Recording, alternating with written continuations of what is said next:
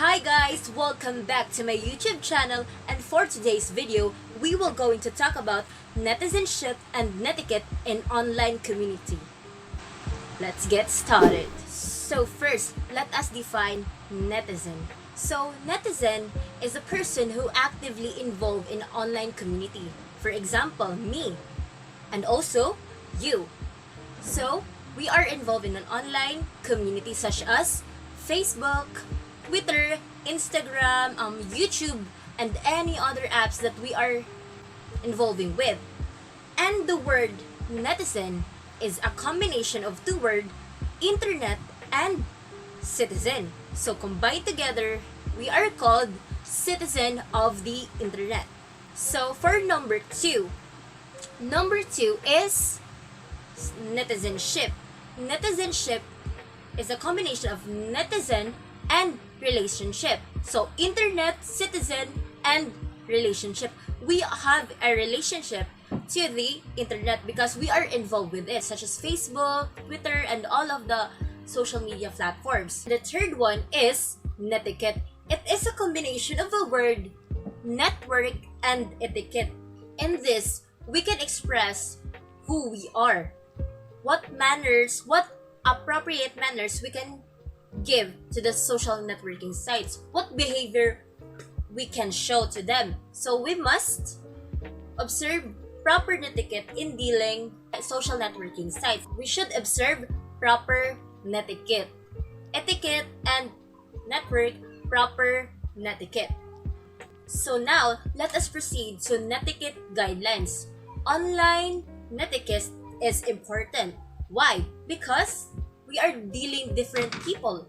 We can share, post, and express our feelings, but it is not for free. We have to deal with limits because everything we may say has a pros and cons. The first netiquette guidelines is protect your reputation. So it is important to protect our own reputation. We must use social medias and any social media platforms appropriately. So we must post what is appropriate, ethical, and in accordance to the law without hurting someone's feelings. And also, we must share unharmful information. And the second netiquette guideline is respect others. So, respect begets respect. If we treat them with respect, they will treat us with respect too. It is like a reflection. We must also observe sensitive comments. So when we are posting or commenting in our friends in social medias such as Facebook and Twitter or Instagram, we must observe sensitive comments. We might hurt their feelings because of our comments. So we must observe words to say or emotion or emoticons to use not to offend them or hurt their feelings. Number 3 is express yourself by using emoticons. So when we chat our friends or comment or post on Facebook, we must provide appropriate emoticons or emojis on the other hand to show what we feel or what emotions or express our mood by using emoticons. And also, it is important to avoid miscommunication. We already know that miscommunication is rampant in social medias. Even if it is not funny, they will use laugh, react. If it is sad, they will use laughing reactions. So we must use appropriate emoticons in expressing our feelings towards others. We cannot see them. So our emoticons are basis if we are happy or sad in different moods or feelings. So we must provide proper emoticons and emojis. The fourth guideline is remember the intellectual property. So when we express lines or post lines in social media, that it is not ours, we must provide the author's or the creator's name because it's not ours. We must not own what is not ours. So, by tagging them or citing them or quoting those lines, we can avoid copyright or plagiarism because it is not ours. It is a unlawful act when we claim things or lines and any other stuff that is not ours. So, we must avoid that thing. As what I've said, we must give credits to the owners. And also, if we don't know the owners, we must cite resources. Where did we get this line?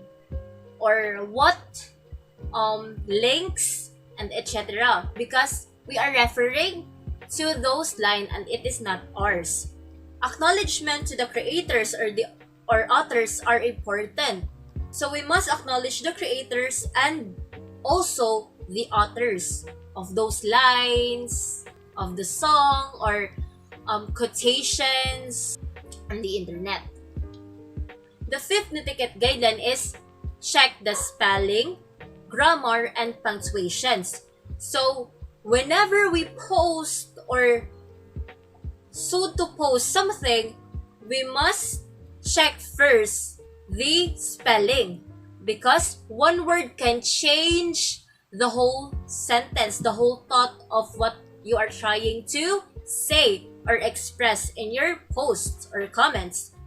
And also, check your grammar so it is understandable to the readers and avoid them confusion of what you are trying to say.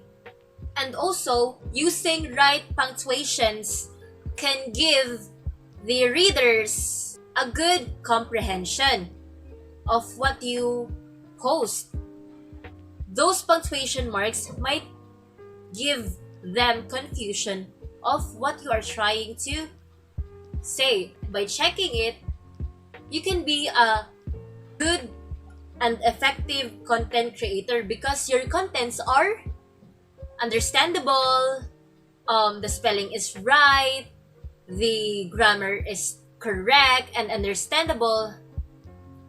So you are considered as a good content creator if your contents are intertwined from what you are trying to convey. So the sixth Netiquette guideline is pause before you post.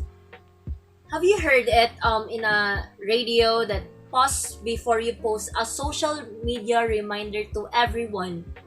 It is a guide to all the netizens how to use social media appropriately and ethically.